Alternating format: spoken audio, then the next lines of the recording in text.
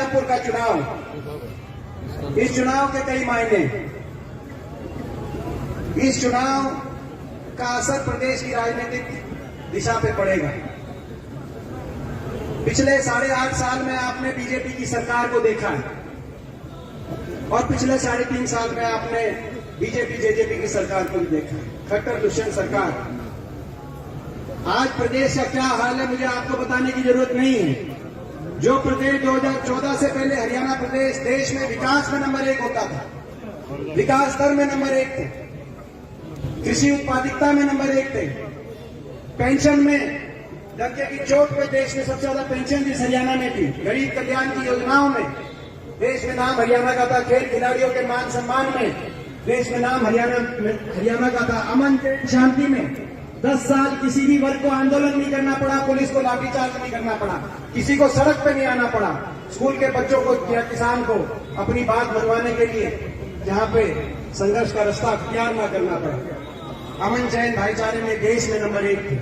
आज 8.5 साल की बीजेपी की सरकार के बाद वो हरियाणा बेरोजगारी में देश में नंबर 1, और ये भारत सरकार के आंकड़े, भारत सरकार बताती है, मोदी सरकार के अनुसार खट्टर सरकार बेरोजगारी में नंबर 1, नशे में आज हरियाणा नंबर 1 बनता जा रहा है, अपराध में हरियाणा आगे आ रहा है, भ्रष्टाचार में और लूट खसूट में आपस में महकमे बांट के जेजेपी के और बीजेपी के मंत्रियों ने किस तरीके से हरियाणा को लूटने में पूरी सरकार का दुरुपयोग और हरियाणा के युवा के भविष्य को भूल गए। हर वर्ग के उत्पीड़न में नंबर 1, गरीब पे चोट, महंगाई की, किसान पे चोट, किसान अत्याचार में नंबर 1, 750 किसानों को अपनी जान कुर्बान करनी पड़ी, कुछ नया मांगने के लिए नहीं, जो था उसको बचाए रखने के लिए। तो ये आज इस बात का इम्तिहान है आदमपुर का, ये जो सरकार जिसने हरियाणा का बट्टा बिठा दिया, अर्थव्यवस्था चौपट कर दी, नौजवान के भविष्य को चौराहे पर लाके खड़ा कर दिया, किसान को, मजदूर को, गरीब को, छोटे व्यापारी को, हर वर्ग को चोट पहुंचाने का काम जिस सरकार ने किया, इस बात का इम्तिहान है कि इस सरकार को आप चाहते हो हरियाणा में दोबारा 5 साल देना, या इस सरकार को बदलना चाहते हो? बदलना चाहते, इस सरकार को बदलना चाहते हो तो एक बार हाथ खड़ा करके बताओ, इस सरकार को बदलना चाहते हो? इनकी छुट्टी करना चाहते हो? हाँ, बदलना। जिस सरकार ने एक के बाद एक राजनीतिक अनैतिकताएं, ऐसी राजनीतिक अनैतिकताएं की हो, राजधर्म का पालन ना किया हो, अपनी राजनीति के लिए धर्म जाति के आधार पर अपनी राजनीतिक रोटी सैनिक अर्जित की हो, ऐसी सरकार जिसने हरियाणा के नौजवान के भविष्य को। और मैं एक बात और कहना चाहता हूं, बदलाव, ये बदलाव कोई नया नई बात है। मुझे पता है बदलाव चाहते हो, मुझे यही पता है हरियाणा के लोग बदलाव चाहते हैं, और हरियाणा के लोग 2019 में भी बदलाव चाहते थे। पिछला जब विधानसभा चुनाव हुआ, बीजेपी ने नारा दिया था 75 पार, बोला अब की बार 75 पार दिया था कि नहीं दिया था? मैं आपसे पूछता हूं। दिया था। और जेजेपी ने नारा दिया था करो बीजेपी को यमुना पार, दिया था कि नहीं दिया था नारा? मैं आपसे पूछता हूं। दिया था। लोगों ने बीजेपी के 75 पार, लोग बदलाव चाहते थे। अगर लोग खुश होते तो 75 नहीं तो 65 आती, 65 नहीं तो 55 आती, 55 नहीं तो 45 तो आई जाती, मगर लोगों ने मेजोरिटी नहीं दी, 75 पार के नारे की हवा निकाल दी। बीजेपी के हर मंत्री को लगभग 1-2 छोड़कर सारे मंत्रिमंडल को हराया काम किया। अगर लोग बीजेपी को दोबारा चाहते, उनकी कार्यशैली से खुश होते बीजेपी सरकार, खट्टर सरकार की, तो मंत्रिमंडल को जिताते। मुझे याद है 2009 में जब कांग्रेस पार्टी की सरकार रिपीट हुई थी, चौधरी वीरेंद्र सिंह हुड्डा जी के नेतृत्व में, लगभग हर जो सरकार में हमारे वजीर थे, जो मंत्री थे, वो बहुत बड़े बहुमत से जीत के वापस आए। लेकिन ये एक ऐसी सरकार थी, जब इनके मंत्री कहे कि 75 पार सीट आ रही है, तो लोगों ने कहा 75 पार तो सीट आ रही है, लेकिन नारनौल में पहुंचे तो नारनौल में जीत टोहाना में इनके प्रदेश अध्यक्ष गए तो टोहाना मस्जिद, महेंद्रगढ़ में गए इनके मंत्री तो महेंद्रगढ़ मस्जिद रावदान सिंह बैठे हैं, कई हजार वोट से जीत के आए। बादली में गए जो इनके भी प्रदेश अध्यक्ष हैं तो बादली में चित कुलदीप वत्स जी बैठे हैं, कई हजार वोट क्या से आप जीत भी के अपने आए। बच्चों के हैंडराइटिंग से हो परेशान? पूरे तो चिंता प्रदेश की में कोई रोहतक बात में नहीं, गए तो क्योंकि रोहतक में स्पेशल गए ड्रिल्स तो लेके आया है सोनीपत में टैंक गए तो मैजिकल सोनीपत कॉपी में बुक्स, मुख्यमंत्री जिसकी वजह से आपके किसानों बच्चों की ने हैंडराइटिंग एंड थिंकिंग ये एबिलिटी तो होगी किसानों ने 101% पूरा इम्प्रूव। मंत्रिमंडल साफ कर दिया। खास लोगों बात ने ये किया है था कि नहीं किया कि था, पूछना चाहता हूँ कितने दुखी थे, पीछे छुड़ाना चाहते थे। और ये हिसार और सिरसा लोकसभा, मैं डंके की चोट पे कहता हूँ, हिसार और सिरसा लोकसभा में 18 सीट है। बीजेपी ने 75 पार का नारा दिया तो इन 18 सीट में से 2/3 सीटों पे बीजेपी को लोगों ने हराने का काम किया। 12 सीटों पे विपक्ष के साथ विधायक बने और केवल 6 सीट पे बीजेपी के एमएलए जीते हिसार में और सिरसा लोकसभा मिला के, जो भी कारण रहा। लेकिन उसके बाद क्या हुआ, सोचने की बात है। जहां से केवल 6 सीट आई हो बीजेपी की, 6 हिसार और सिरसा लोकसभा से, 12 विपक्ष की हो। अभी राज्यसभा का इलेक्शन आया, राज्यसभा के इलेक्शन में कांग्रेस पार्टी के उम्मीदवार और बीजेपी के समर्थित उम्मीदवार का जब मुकाबला हुआ तो लाइन लगाकर लोगों ने तो बीजेपी को हरा दिया था, लोगों ने तो बीजेपी को जमुना पार कर दिया था। लेकिन इन्होंने समझौता कर लिया, कोई बिक गया, किसी ने सौदा कर लिया और लाइन लगाकर ढोल नगाड़े के साथ लाइन में लगकर हिसार और सिरसा के 18 में से 16 विधायकों ने बीजेपी के पक्ष में जाकर मतदान करने का काम किया। सारे एक हो गए कि नहीं हो गए, मैं पूछना चाहता हूं।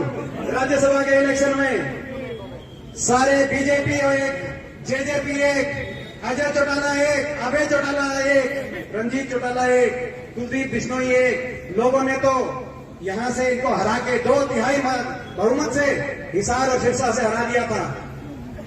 मगर 6 दी थी, 6 की 16 कर ली। रात को सौदे हो गए, बाहर आके कहते हैं हम अलग अलग हैं, अंदर एक हो गए, एक हो गए। सबने बीजेपी के पक्ष में मतदान किया, केवल 2 रह गए, शीशपाल केरवाल और अमित सियाग, 2 एमएलए रह गए इस इलाके के। ईमानदारी की लड़ाई में बीजेपी के खिलाफ खड़े हुए कांग्रेस के 2 विधायक और 16 विधायक सारे एक हो गए। और ये एक केवल राज्यसभा इलेक्शन में 3 महीने पहले एक हुए थे, ऐसा नहीं है। ये आदमपुर में भी एक हो चुके हैं कि नहीं हो चुके, मैं कहना चाहता हूं। आदमपुर में भी ये जो ताकतें हैं, जिन्होंने सौदे किए हुए हैं, ये सारी ताकतें आपको रोकने के लिए, चौधरी भूपेंद्र सिंह हुड्डा जी को रोकने के लिए, कांग्रेस पार्टी को रोकने के लिए, प्रदेश में बदलाव को रोकने के लिए, ये सारी ताकतें एक हो गई। जब सारी बेईमान ताकतें एक हो सकती हैं तो आदमपुर के सारे ईमानदार लोग भी एक हो सकते हैं कि नहीं हो सकते, मैं पूछना चाहता हूं। हरियाणा के सारे ईमानदार लोग एक हो सकते हैं कि नहीं हो सकते, मैं पूछना चाहता हूं। किसान और मजदूर सारे एक हो सकते हैं कि नहीं हो सकते। इस बात का चुनाव है। ये तो सारे, मैं कहना चाहता हूं, ये तो सारे बीजेपी ने इन सबको तो सेट कर लिया। लोगों ने तो बीजेपी के खिलाफ भेजा था इनको, तड़के जाके बीजेपी के पक्ष में चले गए, चाहे दुष्यंत चौटाला हो, चाहे कुलदीप बिश्नोई हो।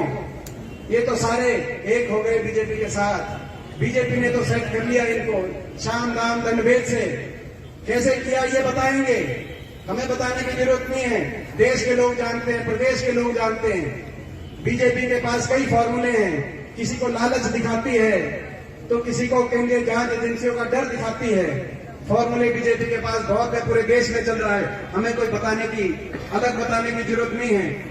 और जो है थोड़ा बहुत यही बता देते हैं, इनके विधायक बता देते हैं। जब जेजेपी का समझौता हुआ, आपको याद होगा, तब ये कहा गया था कि 5,000 बुढ़ापा पेंशन पर समझौता कर रहे हैं, बीजेपी को जाके समर्थन कर रहे हैं, यही कही थी।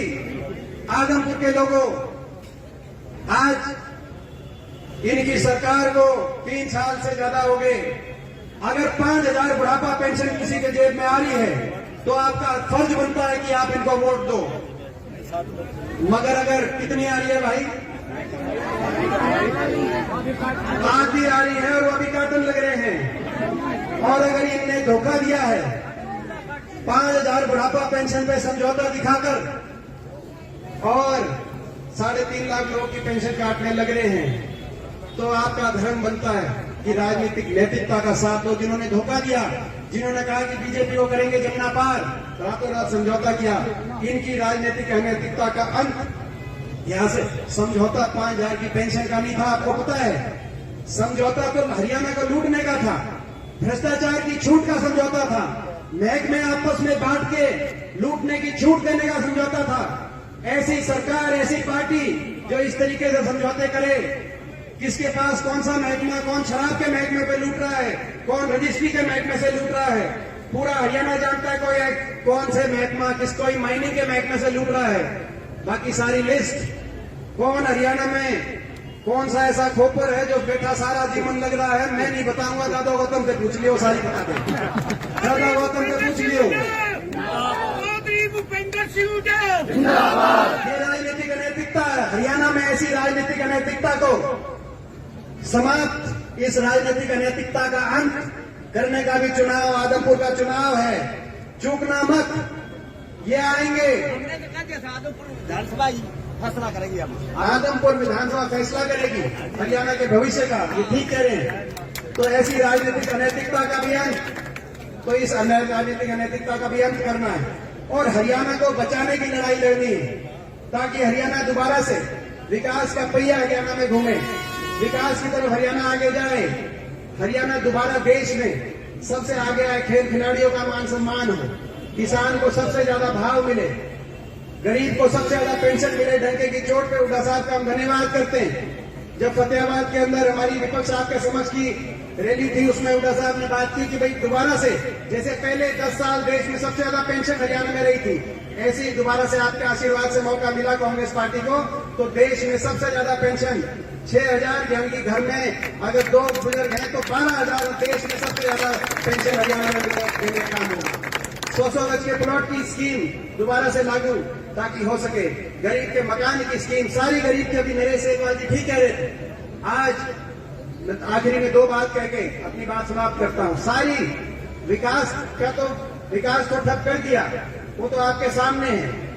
गांव के स्तर के लेकर ना कोई बड़ी परियोजना, ना कोई थर्मल प्लांट, ना कोई विश्वविद्यालय, ना मेट्रो, ना रेल की लाइन, गांव स्तर का विकास ठप पड़ा। लेकिन हर वर्ग को, गरीब की सारी योजनाएं बंद।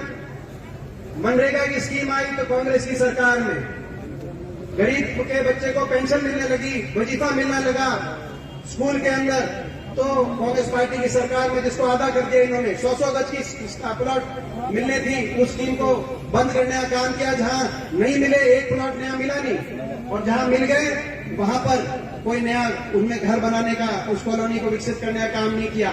तो गरीब पे चोट और किसान पे ऐसी चोट। आज इस चुनाव प्रचार में आखिरी लाइन में श्रद्धांजलि देते हुए 750 उन किसानों को भी मैं श्रद्धांजलि देना चाहता हूं, जिन्होंने अपने हकों को बचाने के लिए 1.25 साल आंदोलन में अपनी जान जिन्हों कुर्बान करनी पड़ी। देश के इतिहास में किसी एक संघर्ष में इतनी बड़ी कुर्बानी किसी को नहीं देनी पड़ी। आज उनके परिवार आदमपुर की तरफ देखेंगे, उनके बच्चे, उनके माता पिता, उनके काके ताऊ अपने घरों में, जिनके घर में चिराग बुझ गया इस सरकार के घमंड की वजह से, वो आपकी तरफ देखेंगे कि उनके साथ न्याय होगा कि अन्याय होगा। बहुत लोग आएंगे, कई आखिरी में एक लाइन, मुझे पता है समय हो रहा है, कुछ वोट काटू उम्मीदवार भी आएंगे, वोट काटू उम्मीदवार भी आएंगे। मेरे काका, मेरे ताऊ, मैं कहना चाहता हूं, कई पार्टियां ऐसी पार्टी हैं जो बीजेपी के साथ सेटिंग करके बीजेपी के हिसाब से कैंडिडेट देने का काम करती हैं।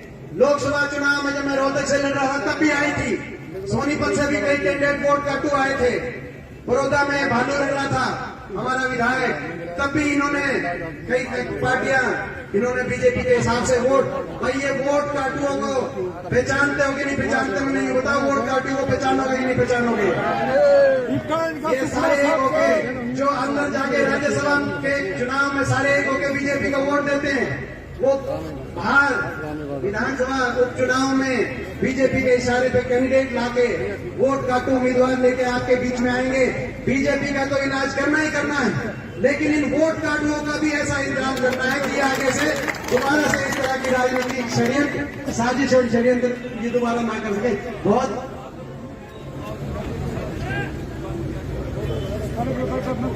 अभी अच्छा, ये दो लोग और मैं अपनी बात समाप्त कर, दो और लोगों ने ज्वाइन किया है।